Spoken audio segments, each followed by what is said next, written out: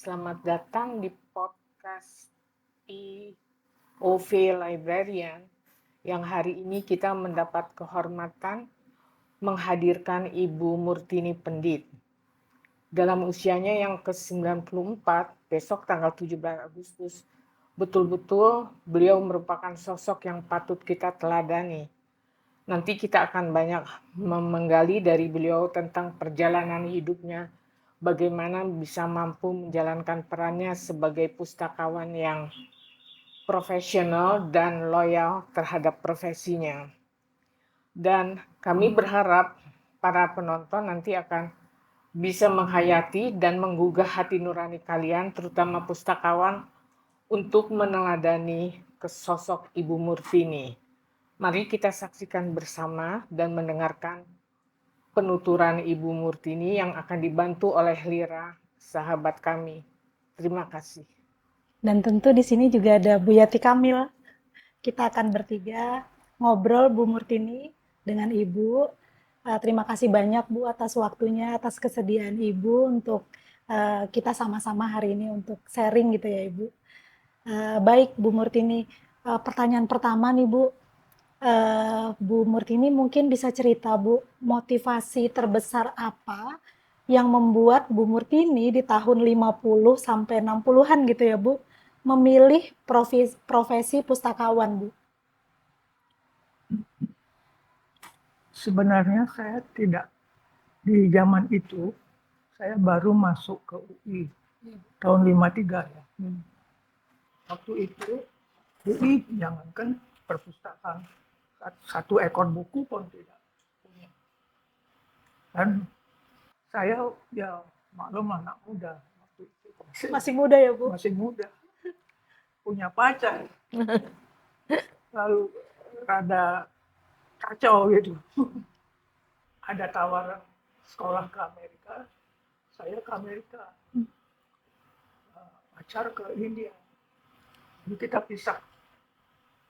Lalu waktu saya milih ke Amerika, itu pilihannya hanya satu, library. Sedangkan waktu itu jangankan library, buku aja nggak ada di Indonesia. perpustakaan. Nggak ada perpustakaan, tidak mengenal sama sekali perpustakaan. Pokoknya yang penting pergi. Saya masuklah, dapat kesempatan kuliah di Columbia University di New York. Ditanya saya, ada kesempatan untuk 3 tahun atau diselesaikan dalam 2 tahun. Terus saya ingat, kalau saya selesaikan dalam 3 tahun, saya kalah sama teman yang tidak pergi, jadi masih kuliah di Indonesia. Udah 2 tahun aja. Bisa kamu selesai 2 tahun karena pelajarannya sama. 5 mata pelajaran dalam 2 tahun sama dalam 3 tahun sama. Bisa, karena saya nggak mau kalah sama teman yang nggak pergi. Gitulah akhirnya pergilah saya ke New York. Saya heran, waduh ini tuh namanya perpustakaan, bukunya banyak sekali. Aduh, saya kira tadinya kita harus baca semua buku ini, tuh gimana ya? Tapi kebetulan itu ada profesor, dia baik sekali. Kamu jangan khawatir, penting kamu udah memilih, mau 2 tahun, nanti pelan-pelan kamu. Dan kebetulan yang paling saya senangi pelajaran itu bukan cataloging, classification, itu reference. Oh, reference. Karena reference itu seperti detektif. Kita harus cari dan mencari informasi itu harus yang benar, tidak boleh loncat-loncat. Ya saya senang itu. Sehingga saya ingat itu profesornya namanya Profesor Henner. Dia kasih saya nilai A. Satu-satunya A. Yang lainnya B. Untung nggak ada C. Ada barangkali tapi C+. Karena ada A dan C+, jadi dihitunglah B. Jadi saya bisa lulus. Setelah itu tugas ke Indonesia. Setelah selesai kuliah itu kembali ke Indonesia gitu ya Bu? Disuruhlah saya mengajar bahkan mau dijadikan kepala sekolah perpustakaan yang pertama. Saya bilang jangan, saya baru lulus masa jadi kepala. Waktu itu Suwati Sumarsidek yang menjadi kepala, karena dia lebih dulu lulus dari Amerika. Kami semua dosen-dosen itu lulusan Amerika dan New Zealand. Teras, ingat nggak sama Teras? Oh iya, sama Pak Tairas. Pak Teras itu dia dari New Zealand. Jadi kita semua itu lulusan luar negeri. Tapi pelajarannya sama aja. Jadi selama mengajar, saya dijadikan wakil kepala. Kepalanya Suwati Sumarsidek. Dia lulusan Amerika juga, tapi dia asalnya dari Surabaya. Tapi orang-orang nggak suka sama Suwati karena keras sekali dia. Terlambat sedikit marah. Wah, pokoknya. Akhirnya demo mereka. Nggak mau mengajar kalau Suwati jadi kepala. Akhirnya saya sebagai wakil jadikan kepala. Wah, susah juga ini jadi kepala. Kalau nggak diturutin mereka marah. Tapi akhirnya bisa juga. Bahkan ada tamu dari USIS yang suka menolong kita, USIS dari Amerika. Dia datang terus diperkenalkan saya sebagai wakil. Wah, are you the vice president? Yes, I'm the vice president. Well, I thought you were just one of the students. Karena dia masih pakai poni. Masih muda, Ibu. Masih muda ternyata. Aduh, dia nggak percaya. No, I want to meet your director. Kebetulan direkturnya nggak ada. Yang sebagai wakil. Saya bilang, saya wakilnya. Wah, heran sekali dia. Kok masih muda sekali. Enggak, umur saya sudah segini. Lucu banget. Itulah pengalaman pertama sebagai pustakawan. Dan kemudian orang-orang tidak ngerti apa itu perpustakaan. Iya. Sampai teman kuliah dulu di Amerika datang. Kamu di mana kerja? Di perpustakaan. Apa itu perpustakaan? Ya, sok-sok.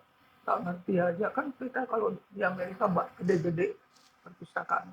Iya, kalau di sini mana perpustakaan mana kan. Itulah aku mau menceritakan bahwa Indonesia harus punya perpustakaan. Dari sana mulai kita membangun perpustakaan. Jadi waktu kembali dari Kolombia itu Ibu langsung dijadikan wakil kepala sekolah gitu ya, Bu ya? Karena nggak ada orang. Yang sekolah perpustakaan kan sedikit. Sedikit. Berapa sih Bu waktu itu jumlahnya Bu, kalau boleh tahu Bu? Waduh, yang saya ingat hanya Suwati, terus Sunarti, siapa Winda. Pokoknya bertujuh kita. Ibu tadi bilang 7 orang kan? Mungkin Ibu ingat siapa aja? Ibu Soma, Ibu Sunarti, saya, siapa ya? Nungki ya. Ya. Terus kemudian Pak Tairas. Ya, Pak Tairas. Satu lagi Sulistyo. Oh, Sulistyo. Pak Sulistyo kan belakangan muridnya Ibu kan? Iya, murid saya. Siapa lupa saya. Bu, jadi kamarnya mungkin. Tapi nggak punya kebetulan. Bu, jadi waktu itu Bu, kan bisa dikatakan belum banyak yang tahu ya Bu ya tentang perpustakaan, terus Ibu langsung menjadi wakil kepala sekolah gitu. Jadi bisa dikatakan Ibu, Bu Murtini dan kawan-kawan yang lain sebagai pembangun fondasi awal gitu nggak sih Mbak Yati tentang perpustakaan, karena pasti ada unsur untuk mengenalkan gitu apa itu perpustakaan gitu. Nah, Ibu melihat kendalanya apa tuh Bu? Tantangan waktu itu yang terbesar apa sih Bu untuk menggaungkan perpustakaan itu di era waktu itu Bu? Pertama memang kita tidak banyak punya buku. Orang menjual buku itu juga sedikit. Koleksinya aja masih sedikit ya Bu ya? Terus dan memang tidak ada yang tahu apa itu perpustakaan. Saya sendiri juga library apa itu library? Karena nggak pernah lihat. Tapi menurut orang-orang yang lebih tua dari saya, itu library sebelumnya sudah ada. KITLV ya Bu ya. Ya, seperti misalnya kalau di Bali itu ada apa sih namanya? Itu tapi yang dikumpulkan bukan buku, tapi itu Naskah, lontar, lontar. lontar. Iya karena waktu itu tidak ada buku. Zaman itu orang menulis kan di atas Di atas lontar, kertas lontar. huruf-huruf Anacaraka itu dikumpulkan juga itu kan seperti library, Mm-mm. hanya bahannya lah, bukan buku. Tapi waktu itu kita bukan sebut library, entah apa namanya dulu. Sehingga waktu saya diperkenalkan dengan library ke Amerika tuh saya heran, wah gede banget, siapa yang baca ya? Apalagi Library of Congress, Hmm. itu sampai ke Bawah tanah. bawah tanah, 6 tingkat, 6 tingkat di bawah tanah, anunya, raknya itu, kemudian di atas tanah, karena dia punya tuh jutaan buku. Oke. Dan itu kalau Library Congress mengolah buku sebelum dimasukkan perpustakaan kan harus diolah, dikasih label-label itu di gedung yang satu dikirim ke gedung yang lain itu melalui bawah tanah, dikirim sat, kalau udah banyak dalam satu kotak itu dikirim sat, lalu ditata Ditata di rak. di gedung yang lain sampai begitu. Itu Library Congress. Wah, ya, saya kaget sekali. Wah, gimana mencarinya kok yang di bawah pakai teret? Kalau diperlukan tuh di bawah ada yang jaga. Terus cari mana? Itu kan sudah diatur. Paling heran ya saya waktu itu, aduh, kita jangankan sebanyak itu waktu sekolah bawa buku, beli sendiri buku-buku cerita lagi. Aduh. Bahkan di daerah lain, kalau Bali dan Jawa masih ada buku ya. Di luar itu sama sekali nggak ada buku. Benar-benar minim ya Ibu ya. Anak-anak itu bahkan koran-koran bekas itu dikumpulin supaya ada yang dibaca. Dibaca ya. Itu di Lombok atau di Sumbawa itu sama sekali nol, nggak ada buku. Supaya bisa baca mereka ngumpulin koran-koran bekas. Dari itu kita itu kok terbelakang sekali ya. Sedangkan di Amerika sudah ada perpustakaan. Bahkan tempat bacanya luas. Kan, apa namanya? Dan di sana disiplin sekali. Sepi biarpun penuh orang duduk. Tenang tapi gitu ya Bu ya. Nggak ada yang bicara, semua lihat buku. Bu, kondisi yang Ibu lihat dulu di Amerika gitu ya Bu, ketika Ibu kembali ke Indonesia, sebenarnya apa tuh Bu yang sebenarnya di pikiran Ibu, apa nih yang harus dilakukan untuk Indonesia gitu Bu, dengan itu tadi itu Bu? Di situ kebetulan sekolah perpustakaan, sekolah perpustakaan, yang saya kan dikirim oleh sekolah perpustakaan, jadi harus kembali ke sana. Ketuanya waktu itu Suwati Sumarsidik, tapi entah gimana dia lalu pindah. Karena dia pindah, jadi saya menggantikan. Sampai orang-orang yang datang ke tempat saya, dia nggak percaya kalau saya kepala perpustakaan. Karena masih muda. Are you the head of this? Yes, I'm. Oh, nggak. Saya kira kamu masih mahasiswa katanya. Karena masih pakai poni. Di situ yang banyak menolong USIS sama USIS dari Inggris ya, sama nggak dari Amerika. USIS dari Amerika. Inggris apa ya? Inggris, British Council. British Council, tapi belakangan ya dia nolong duluan USIS. Sebelumnya kan Inggris juga membantu. Jadi Amerika sama Inggris saja yang membantu membangun perpustakaan waktu itu. Jadi memang waktu itu signifikan ya Bu Murtini, Ya, Bu Murtini dan kawan-kawan belajar tentang perpustakaan, lalu kembali ke Indonesia dan mulai tumbuh itu ya Bu ya, mulai ada pustakawan, mulai ada perpustakaan gitu ya Bu ya. dan saya ingat sekali itu, mengapa saya pergi ke Amerika? Karena putus dengan pacar. Bu ada sisi romantismenya ya Iya, Bu ya. benar. Melarikan Karena, diri. karena pacar sekolahnya ke India. Dia pergi ke India, aku ke Amerika.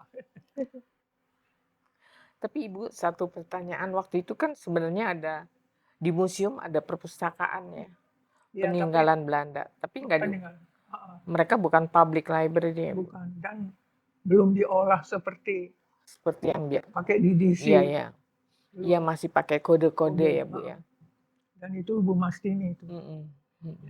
Ingat Bu Mastini. Bu, kemudian Ibu selain menjadi wakil kepala sekolah gitu Bu, Ibu juga berkesempatan menjadi pustakawan ya Bu ya di Iya. perpustakaan Idayu ya Bu. Idayu waktu Nah. itu Bisa diceritakan Bu, gimana Ibu? saya bekerja di Gunung Agung.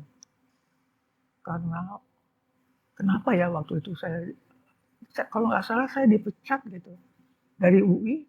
Oh ya, gitu Ibu. Oh jadi Ibu udah nggak Nggak di jadi UI. nggak jadi ketua lagi, ketua sekolah perpustakaan. saya dipecat karena apa? Waktu itu kan ada peristiwa G30S. G30S ya. Nah saya teman-teman yang dulu sekolah di Amerika, ternyata dia anggota PKI. Tapi orang dia temen dulu di Amerika sama-sama, masa nggak mau bertegur sapa. Iya. Kadang-kadang main dia ke rumah. Itu dilaporkan saya simpatisan lah. Saya dipecat dari UI. Sampai hidup tuh dengan jualan kue. Karena nggak boleh kerja di mana-mana. Iya. Nggak ditolak. Tapi ya namanya mungkin nasib ya. Entah bagaimana saya kembali lagi bisa kerja. Iya. Dan itu di perpustakaan Idayu itu ya Bu? Iya. Di Gunung Agung pertama saya di bagian penerbit. Terus setiap kali menerbitkan saya sisihkan 2 kopi. Pak Mas Agung bilang, kok disisihkan ya nanti kita harus punya contoh. Terus 2 kopi selalu lama-lama kan banyak ya. Dan dia Mas Agung juga orangnya mengerti gitu, bahwa perpustakaan itu perlu. Kalau dia keluar negeri selalu beli buku 2 kopi, 1 untuk dijual, 1 untuk di perpustakaan gitu ya Bu ya. Sehingga waktu itu perpustakaan nasional kalah dengan Idayu. Itu dinamain Idayu karena apa? Idayu itu nama orang Bali kan. Ibunya Bung Karno ya. Itu namanya Idayu Nyomerai. Terus perpustakaan itu dinamakan Idayu. Dan saya kebetulan sekolah perpustakaan, udah Bu, Ibu aja yang pegang. Iya. Berhenti saya dari Gunung Agung karena saya tadinya kan dipecat dari UI. Mengapa? Karena saya ikut kongres HSI, Himpunan Sarjana Indonesia. Itu banyak sekali teman-teman dari Amerika sekolahnya yang mengajak, ayo Mur, ikut ya kongres ya. Saya nggak ngerti kalau itu kongres dari bagian dari PKI. Ya boleh, tapi aku boleh cerita ya. Oh boleh, pokoknya mau cerita apa tentang perpustakaan. Karena waktu itu Indonesia sama sekali tidak mengenal apa itu perpustakaan, bahkan nggak ada. Oh boleh, kamu boleh cerita apa aja deh. Dari sana saya mulai memperkenalkan apa itu perpustakaan, mengapa perlu. Walaupun itu mahal, katanya perpustakaan mahal, bukunya aja nggak cukup 1, mesti harus paling dikit 2. Bukan hanya 2, kalau perlu 10. Kalau buku wajib Itu kita harus punya paling tidak 5 eksemplar setiap judul. Terus itu udah diizinkan mulai dikenal perpustakaan. Tadinya nggak ada sama sekali. Nggak ada. Itu artinya perpustakaan umum ya Bu, perpustakaan Idayu, yang artinya Ibu bertemu dengan Masa- berbagai macam kalangan masyarakat umum dari termasuk Bang Ali. Bang Ali Ali gubernur. Sadikin. Kebetulan dia temannya Mas Agung. iya. Terus Bang Ali waktu mau berhenti, dia bilang sama saya, "Bu Pendit, saya mau berhenti jadi gubernur. Perlu apa? Perpustakaan perlu apa?" Wah, saya bikin daftar panjang sekali. Perlu ini, perlu ini, perlu. Mas Agung periksa, dicoretin semua. "Pak, kenapa dicoret?" "Malu ah, minta-minta malu ah." Ini bukan untuk Pak Mas Agung, bukan untuk saya, ini untuk umum. Ini yang diperlukan. Kalau kita nggak sanggup membeli semua rak misalnya, buku-buku, sedangkan tapi Mas Agung itu orangnya mengerti sekali. Kalau dia keluar negeri, oleh-olehnya selalu buku. Buku ya Ibu. Dan saya selalu bilang kalau beli buku jangan satu ya, 2 paling tidak. Kenapa? Karena kalau dipinjam mesti ada satu yang tinggal. Kalau ingat ya,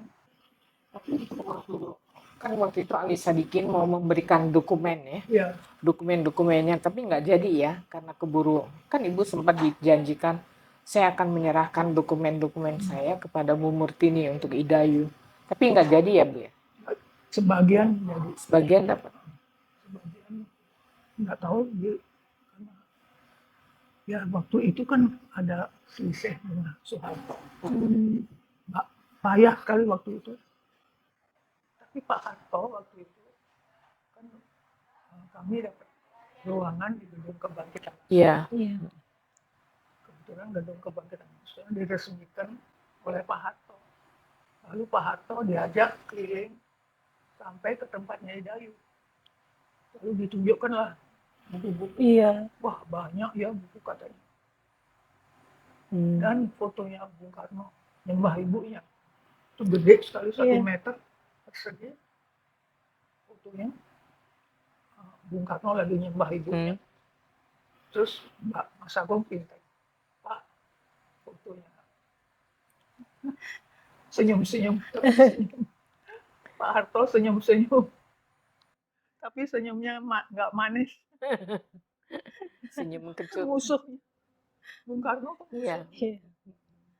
Aduh, kalau ingat itu, Mas Agung pinter tadi. Sengaja dia ajak keliling ke tempat. Kebetulan di kamar kerja khusus untuk saya. Iya. Itu fotonya Bung Karno menyembah ibunya, itu gede banget. 1 kali 1 meter. Pak, gitu kan disuruh melihat. Itu kan musuhnya. Iya. Dan saya masih ingat Ibu pada saat Idayu ditutup ya, Ibu udah keluar ya, Ibu udah pindahkan, dan sampai orang kan takut menyimpan koleksi tentang Bung Karno. Sampai ada satu pegawai Idayu di Surabaya, saya pernah ketemu orangnya udah sepuh sekali. Dia nyimpen beberapa buku tentang Bung Karno di plafon rumahnya. Oh, disembunyikan. Iya, karena orang nggak berani. Nggak berani. Nggak berani, sangat ini banget. Padahal sayang sekali ya. Dan waktu itu sempat Idayu menawarkan ke Perpustakaan Nasional kan. Mereka nggak mau kan. Akhirnya ditaruh di gudang dan dimana sekarang musnah semuanya, nggak jelas kan. Karena anaknya Mas Agung tidak tertarik ya kan Bu. Itu sayang sekali padahal itu. Padahal Idayu yang pertama membuat semacam bibliografi. Iya. Karena selalu menerima buku baru yang dicetak, yang diterbitkan oleh penerbit lain, semua ngirim ke Gunung Agung waktu itu 2 eksemplar. Jadi kita punya bidang bibliografi paling lengkap. Tapi sayang sekali Mas Tini waktu itu harusnya kalau dia pikirannya jauh ya tidak Diterima. menolak harusnya. Dia menolak. Dia sebagai perpustakaan nasional harusnya nggak peduli siapapun. Betul. Itu harusnya disimpan, kalau nggak boleh dibaca ya simpan aja. Kan gampang itu. Tapi jangan dimusnahkan. Iya. Kalau memusnahkan nggak ada dah sama sekali.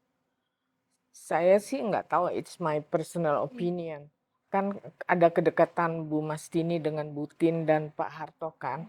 Jadi mungkin dia kan nggak enak ya Bu ya Oke. gitu. Tapi harusnya dia bisa memilah personal sama karya gitu kan. Hanya itu yang kita sayangkan. Habis banyak yang muda-muda nih nggak pernah mengenal Idayu. Kalau dulu IPI kan sering mengadakan kongres di Idayu, apa seminar gitu. Jadi kita Selalu masih, iya, karena dikasih tempat dulu oleh Bang Ali iya. di Gedung Kebangkitan Nasional. Setelah Bang Ali nggak ada, kita diusir sampai aduh kemana-mana. Tempat tidak ada tempat yang sebesar itu, Iya. sedangkan koleksi udah banyak. Perpustakaan Nasional mau dikasih ditolak. Jadi banyak mengelola koleksi-koleksi krusial juga gitu ya Bu Idayu. Segala Termasuk macam. petisi 50 Ibu. Iya. Itu petisi bagaimana Bu pengalaman Ibu Bu? Petisi 50 itu Heeh. kan Bang Ali salah satu Iya. tokoh petisi 50 dan Bang Ali itu sangat menolong Idayu. Sering sekali, malah saya sering sekali ketemu beliau, Bu Pendit, ini ada buku-buku gini perlu nggak? Perlu semua pokoknya Pak. Kalau Bapak punya buku nggak dipakai kirim sini aja. Kan nanti kamu kepenuhan. Nggak apa-apa Pak, pokoknya kirim. Dan barangkali memang kami tidak punya. Jadi dia rajin sekali ngirim buku. Dia kan sering ke luar negeri. Saya pesan sama Bang Ali, Pak kalau ke luar negeri jangan lupa oleh-oleh buku. Oh ya. Kamu bisa aja. Nah itulah yang kita lihat kemampuan Bu Murtini untuk apa? Engagement dengan tokoh-tokoh. Dan kemudian Ibu menghadirkan tokoh-tokoh itu untuk bicara di Idayu ya. Mengundang lapisan masyarakat semuanya. Itu sangat menarik Bu. Karena itu kami dikasih tempat di Gedung Kebangkitan Nasional. Itu banyak sekali tokoh-tokoh tua yang sudah nggak kerja, yang tidak dipakai oleh Pak Harto. Itu bercerita kepada saya. Ceritanya, kok menarik ya Pak ceritanya. Bagaimana kalau Bapak bercerita kepada banyak orang. Saya undang nanti orang-orang. Kebetulan ada tempat untuk untuk mengundang banyak orang. Nanti saya undang. Bagaimana kalau Bapak, oh boleh, minta izin nanti saya sama polisi. Pakai surat. Sampai pakai izin ya Ibu? Minta izin. Saya bilang, ini ada Bapak ini mau. Tapi polisi udah saya kenal. Bu Pendit, bagaimana tuh? Ibu kok minta Pak ini kan lagi dalam pertanyaan. Gak apa-apa, orang cerita tentang zaman dulu kan perlu sekali. Tapi nggak apa-apa ya kira-kira. Nggak, pokoknya izinkan. Banyak tadinya ditolak. Sama polisi takut karena Pak Harto kan keras sekali. Nggak suka sekali sama zamannya Bung Karno. Terus itu udah akhirnya semua yang saya ajukan tuh diterima oleh polisi. Akhirnya hampir setiap bulan satu orang itu bercerita tentang masa lalu. Hanya saya pesan jangan menjelek-jelekkan Soeharto. sekarang. Boleh cerita masa lalu tapi jangan karena kalau nanti Bapak menjelek-jelekkan masa sekarang, saya akan bahkan ditahan mungkin. Oh begitu ya? Iya. Yang datang sampai keluar ya Bu. Begitu dermawannya Mas Agung ya. Yang datang itu dikasih minum. Dikasih snack juga gitu ya. Botol itu. Enggak, minum aja. Minum aja. Tapi paling enggak itu botol, satu. Itu bayangkan 200 orang datang 200 teh botol. Yang dingin lagi. Mas Agung tuh orangnya dermawan sekali.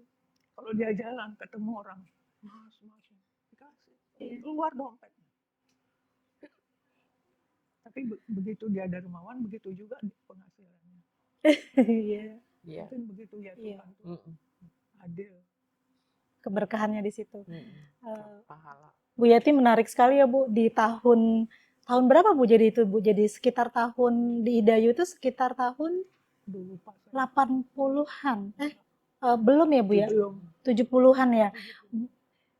Bu tadi tokoh lalu bercerita itu kan artinya ada tacit knowledge yang keluar ya Bu ya, Iya. dan ternyata masyarakat itu apa namanya, datang gitu, Iya. hadir banyak sekali Bu gitu. Selalu penuh dan malah menunggu Iya. sampai banyak tokoh-tokoh lain. Bu, kapan ceramah? Kapan ceramah? Itu. Wah, kalau ceramah itu ke Mas Agung itu selalu harus dikasih minum. Bayangkan 200 orang, 200 Iya. botol harus disediakan. Nggak boleh nggak. Oh, nanti kasihan dong katanya. Saya suka menolak. Pak, ya nggak usah dikasih minum juga mereka datang kok Pak. Ah, itu kan siang, bayangkan tuh jam berapa. Kalau maunya dikasih makan kue. Tapi istrinya yang marah-marah. Ngabis-ngabisin duit. Bu Pendit, terus saya Idayu ngabis-ngabisin duit. Habis Bapak nggak boleh, harus dikasih minum. Kalau saya maunya nggak usah dikasih minum, mereka datang kok. Silakan. Sorry. Kami melihatnya bahwa inisiatif Ibu ya menghadirkan orang-orang lama sebagai pembicara dan banyak orang datang tertarik, dan kemudian bagaimana Mas Agung memberikan support kepada Ibu itu adalah suatu apa ya, langka banget Bu, apalagi yang dijalankan oleh pustakawan sekarang. Karena itulah kita ingin juga menjadikan Ibu itu sebagai, agar orang-orang greget. Ternyata dari dulu aja Ibu Murtini udah bisa melakukan banyak hal, mulai dari izin polisi dan sebagainya. Jadi pustakawan itu tidak hanya duduk di tempat melayani di itu, tapi you have to be apa ya namanya, penuh inisiatif, proaktif dan sebagainya. Jadi kita melihatnya Ibu itu seperti saat itu kan perpustakaan belum banyak. Jadi kita mengatakannya, saya mengutip dari Bini, Ibu adalah seperti oase di padang pasir. Karena iya ya kan? Iya, betul. Kan? Bener ya. Jadi itu sesuatu yang baru dan kemudian menarik perhatian, dan Ibu termasuk inisiator untuk pergerakan perpustakaan. The right perpustakaan. Jadi nggak hanya nunggu orang minjem buku dan sebagainya. Tapi juga berarti bukan overthinking, tapi Ibu memikir jauh ke depan. Itu suatu kebanggaan ya buat Betul. kita ya. Dikasih tempat di gedung kebangsaan, tempat duduk yang bagus, persis tempat duduknya kayak tamu-tamu datang selalu. Dan bapak-bapak yang sudah pensiun itu senang sekali karena ya saya ladenin aja, tapi nggak sempat ngurus perpustakaannya. Udah apa staff aja yang ngurus. Terus saya hanya menerima tamu-tamu bapak-bapak tua, karena bapak-bapak itu kepingin sekali didengar ceritanya. Nah, karena itu saya bilang, Pak, daripada saya saja yang mendengarkan, lebih baik banyak orang yang dengar. Jadi saya atur bikin ceramah, mau nggak? Oh mau. Wah, tapi suaraku nanti gampang kalau suaranya kurang keras pakai mic. Oh mau. Wah, ada sampai istrinya Pak Harto kasih ceramah. Istrinya Pak Harto Hadir juga Ibu. Rutin kasih ceramah. untuk wanita. Iya. Ikut. Wah, waktu istrinya Pak Harto ada penjaganya tuh banyak. Sterilisasi kan, karena istri presiden. Pak Harto sendiri pernah keliling dan Mas Agung sengaja diajak ke tempat yang ada fotonya Bung Karno nyembah ibunya. Iya. Pak ditunjukkan ya sama Mas Agung, Pak Harto senyum-senyum. Tapi senyumnya enggak manis. Iya. Senyum kecil. Senyum kecut. Ibu waktu itu Pak Subandrio pernah bicara atau dia udah masuk? Enggak pernah kok. Oh pernah juga. Oke. Pernah datang bahkan. Nah itu yang sangat kita kagumi, bisa mendatangkan Tokoh-tokoh gitu ya. tokoh-tokoh seperti itu kan. Dan sekarang orang mereka senang sekali karena bisa datang dan ngobrol. Tapi saya waktu itu nggak pernah ngurus pekerjaan, Teknis tamu. perpustakaannya gitu ya Bu ya? Enggak, itu Tapi kan semua ibu tak punya serahkan staff kepada ya yang wakil. udah Iya. Ada wakilnya si Mm-mm. siapa namanya lupa. Jusna Majid. Jusna Majid Lupa. ada. Pokoknya nggak pernah ngurus pekerjaan, tamunya itu nggak berhenti. Bapak-bapak, ibu-ibu yang tua. Ibu siapa namanya itu? Yang suaminya juga tokoh. Ibu siapa namanya itu?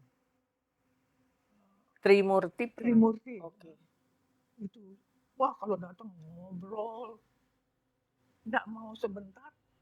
Sehingga betul-betul saya tuh nggak ngurus perpustakaan pekerjaan. Iya. Untung punya staff baik-baik semua.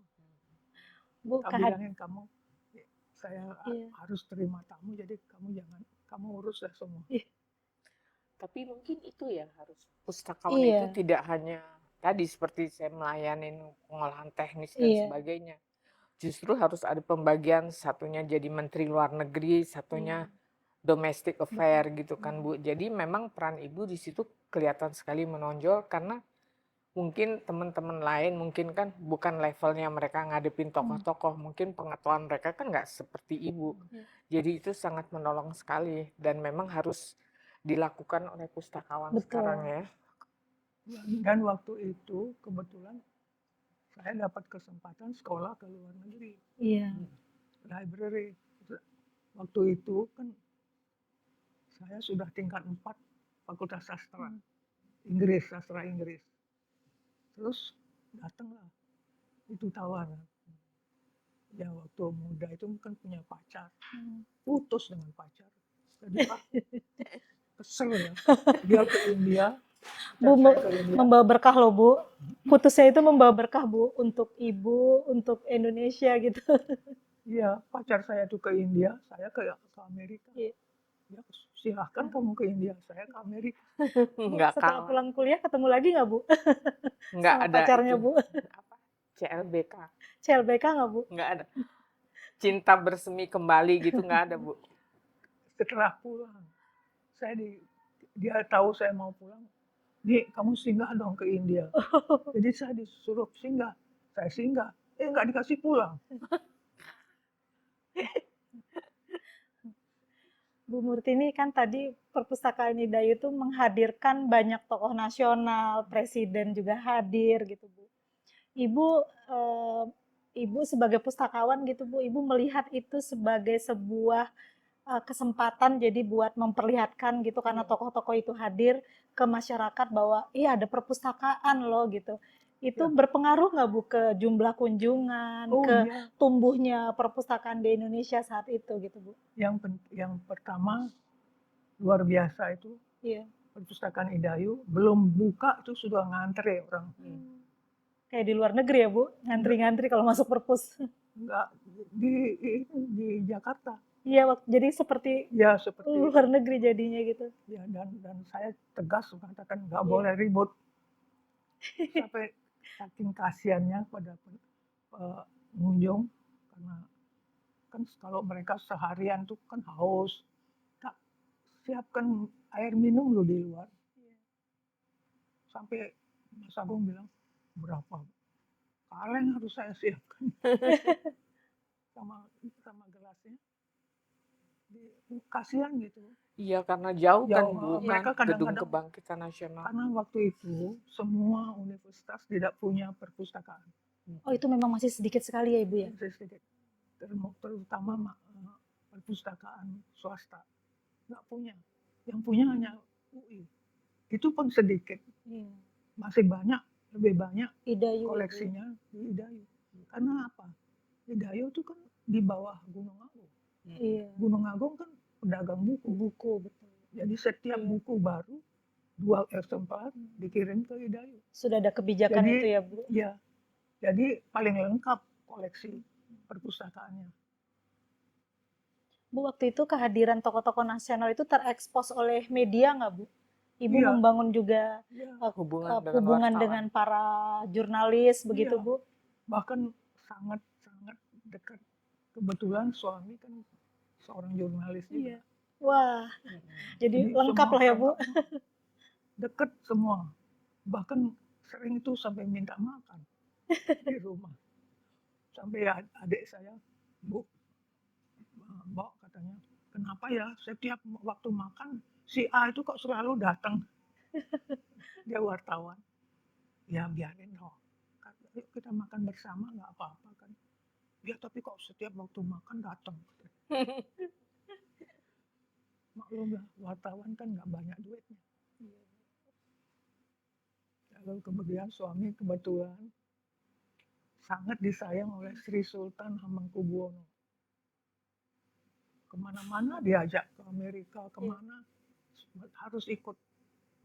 Pernah kan kalau Sri Sultan datang ke Amerika itu hotel memasang bendera. Ya, bendera Indonesia dipasang. Nggak pernah itu Sri Sultan pulang duluan. Bendera masih Terus manajer hotel suami saya dipanggil, Man, sini deh, lihat di atas. Wah, kok masih ada bendera. Menghormati kamu. Sedangkan itu untuk Sri Sultan.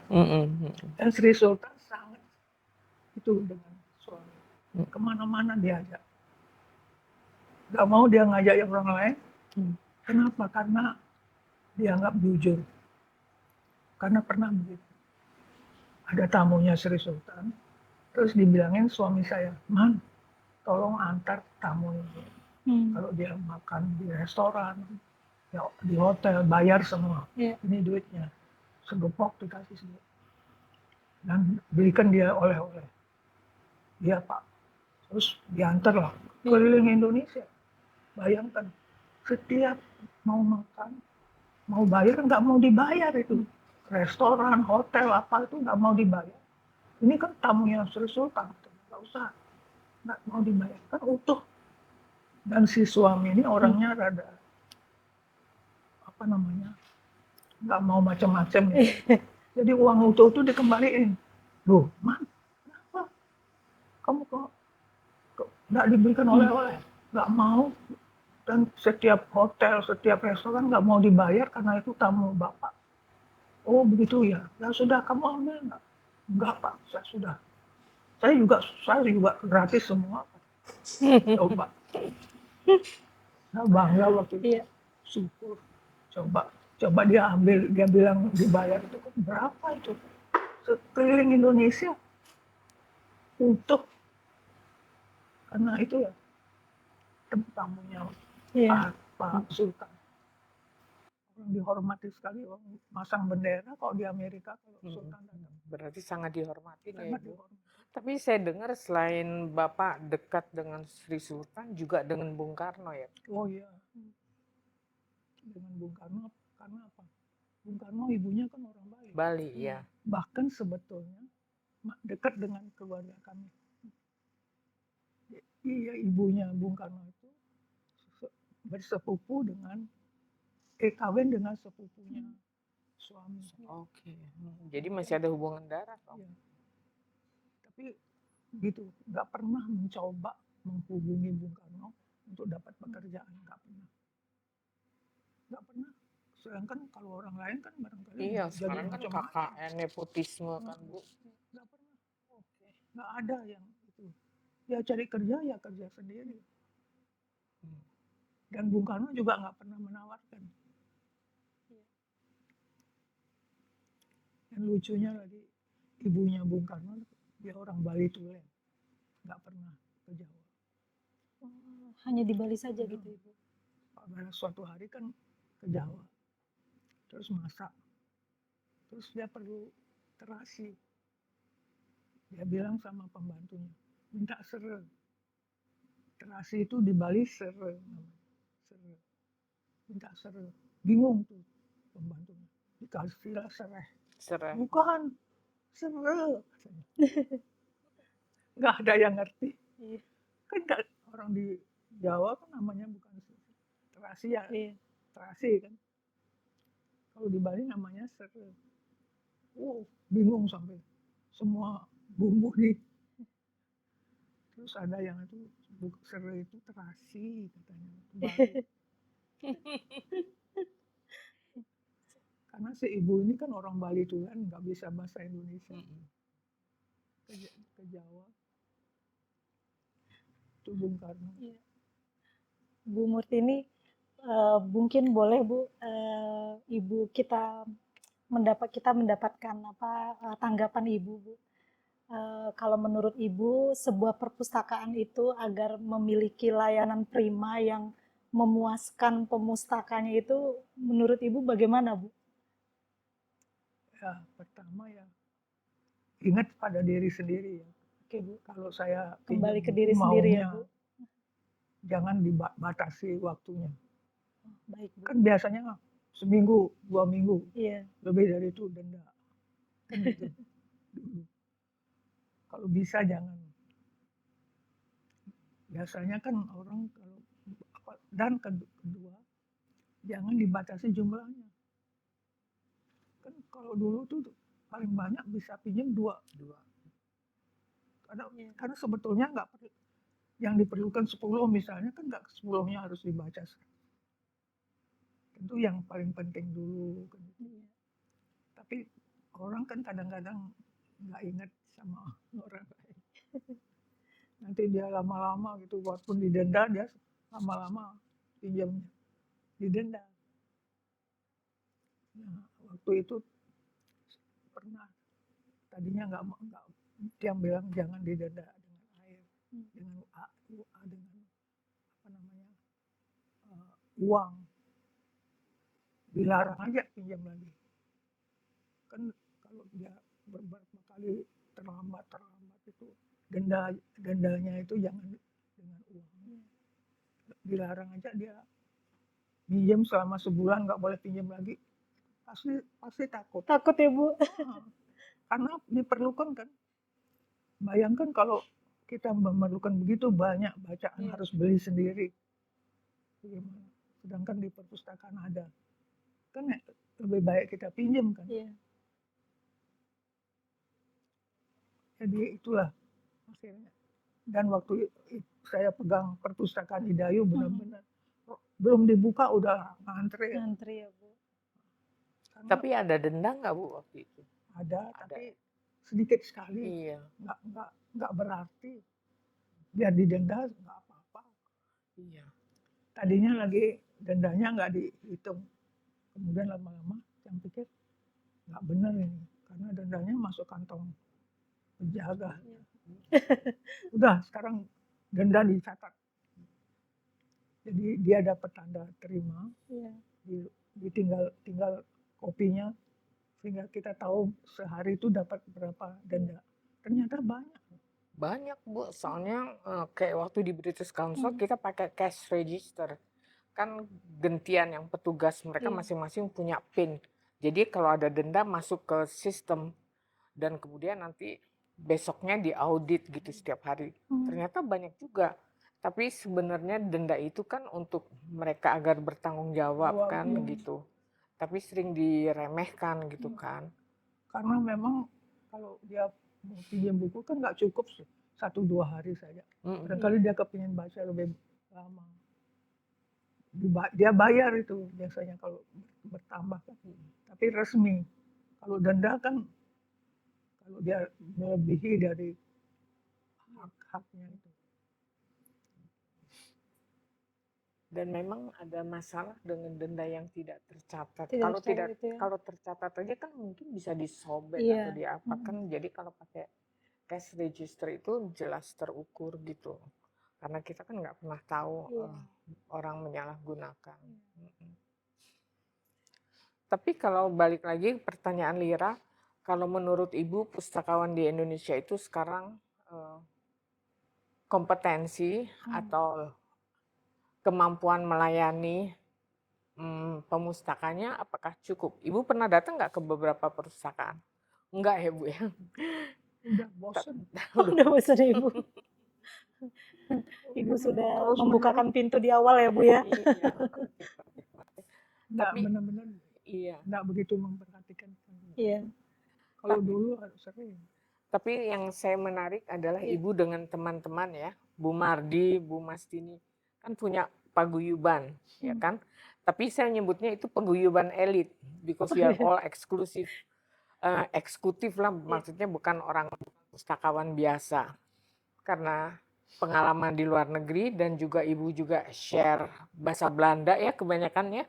Jadi yang orang-orang luar itu kan nggak berani join dong Bu ya.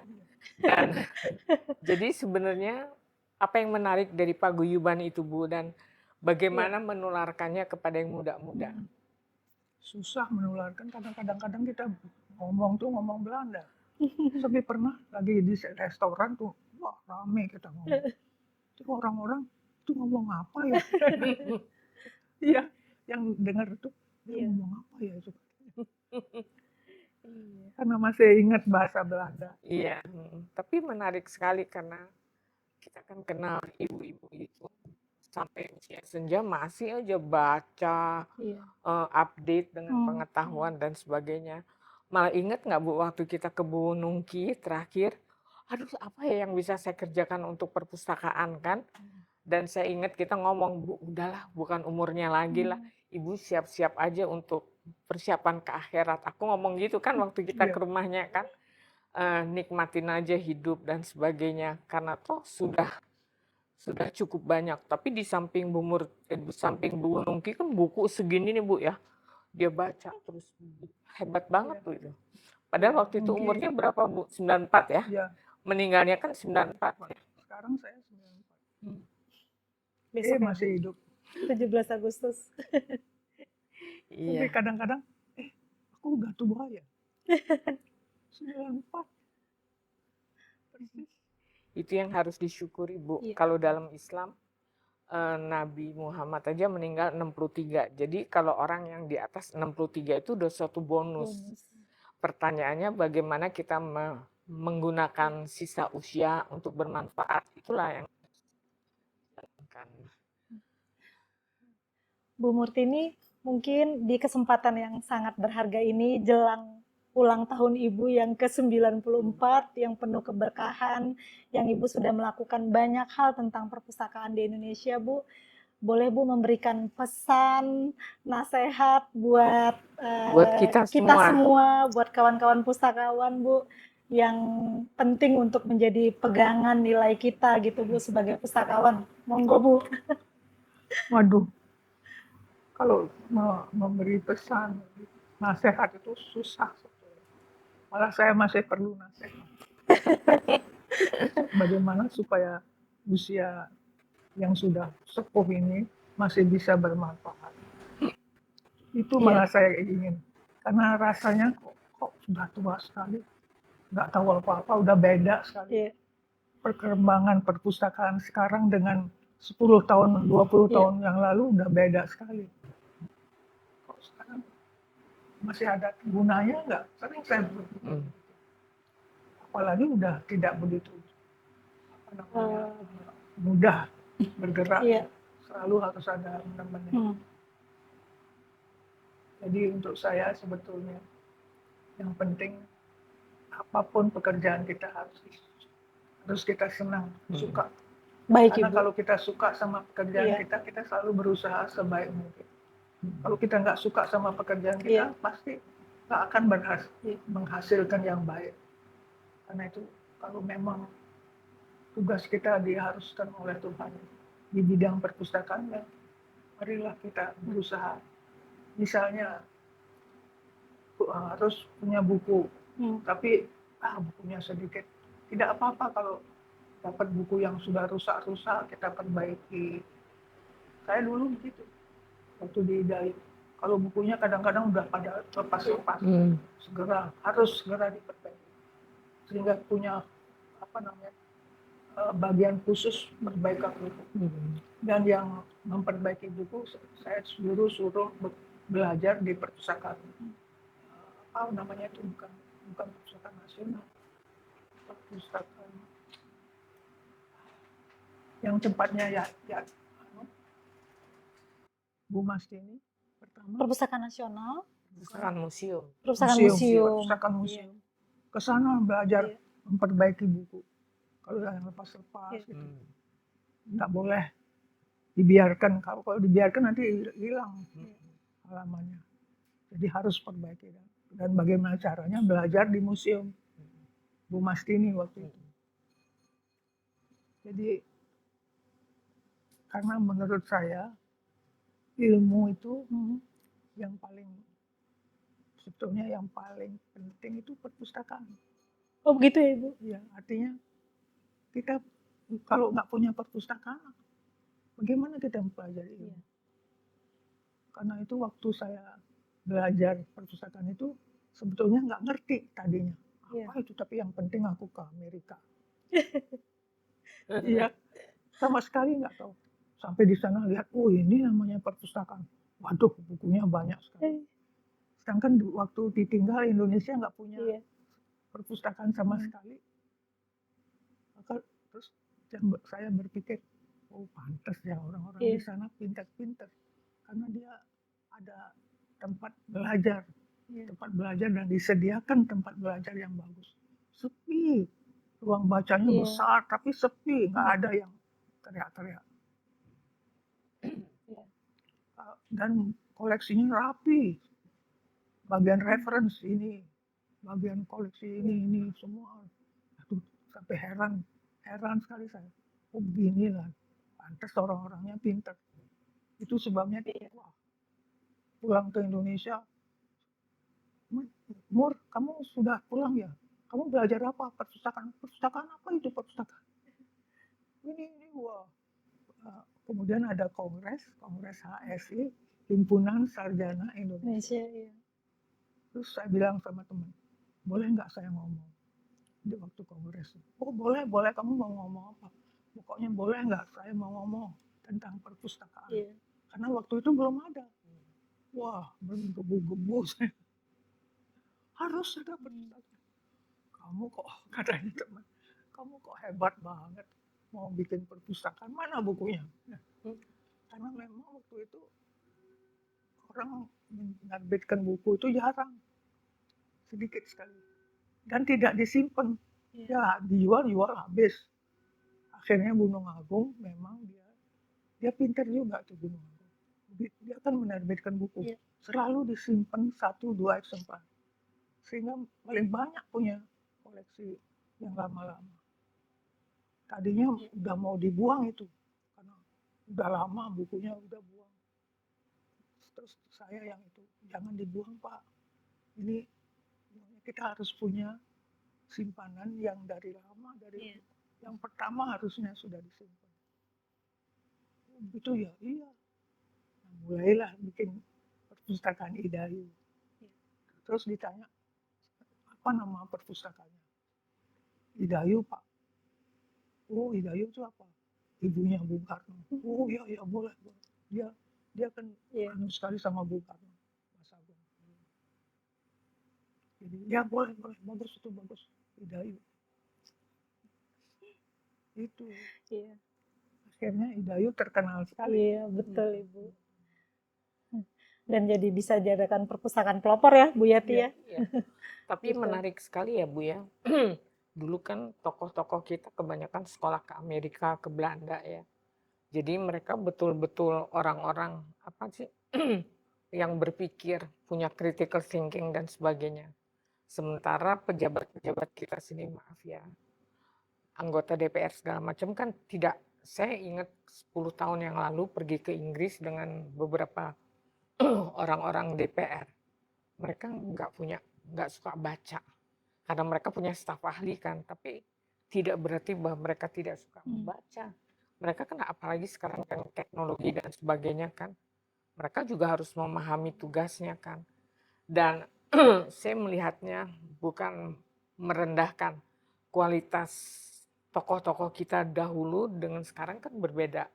Kalau kita bicara kualitas pemikirannya dan sebagainya, itu yang sangat kita harapkan bahwa teman-teman yang di pemerintahan mereka mulai juga betul-betul membaca dalam arti kata tidak hanya tergantung dari googling dan sebagainya, tapi mereka reading the real books yang bisa inspiring, membantu meningkatkan masyarakat. Itu sih saya melihatnya begitu jauh perbedaan kualitas tokoh zamannya Bung Hatta segala macam, Bung Karno dengan yang sekarang. Karena yang sekarang tuh kayaknya terlalu sibuk dengan urusan lain di luar kepentingan masyarakat. Itu sih jadi saya sangat ingin sekali, tapi sekarang katanya perpustakaan DPR sudah maju ya, dan sudah ada teknologi dan sebagainya.